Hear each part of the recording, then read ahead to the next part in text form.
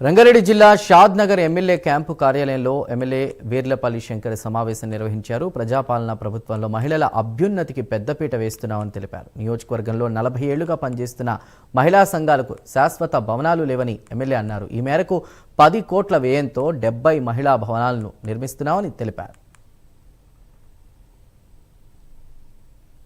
6 మండలాల ఈ యొక్క మహిళా సంఘాలు సొంత భవనాలు లేక ఎన్నో ఇబ్బందులు ఎదుర్కొంటా ఉన్నారు.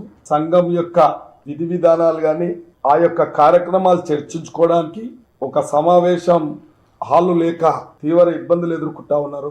ప్రజాపాలన ప్రభుత్వంలో మహిళలకు అన్ని రంగాలలో వాళ్ళకు ఒక ప్రథమ స్థానం కల్పించాలి, అన్ని ఏర్పాటు చేయాలనే ఒక సంకల్పంతోనే ఈ రాష్ట్ర ప్రభుత్వం ఒక నిర్ణయం తీసుకోవడం జరిగింది. గతంలో ఒక 20 మహిళా భవనాలు ఏర్పాటు చేసుకొని ఈరోజు మళ్ళా రాష్ట్ర ప్రభుత్వం మంత్రి సీతక్క స్త్రీ సంక్షేమ శాఖ మంత్రులు ఈ యొక్క మహిళా సంఘాలకు దాదాపు 70 మహిళా సంఘాలకు పక్కా భవనాలు ఏర్పాటు చేయడం జరిగింది. మహిళలకు ఈ యొక్క ఇబ్బంది పోతా ఉంది.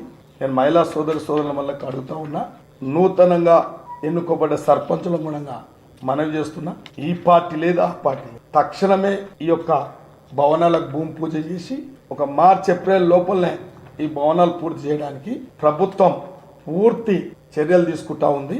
ఈ యొక్క అవకాశాన్ని సద్వినియోగం చేసుకొని త్వరితగతినే ఈ భవనాలు పూర్తి చేసుకోవాలని చెప్పి నేను విజ్ఞప్తి చేస్తా ఉన్నా.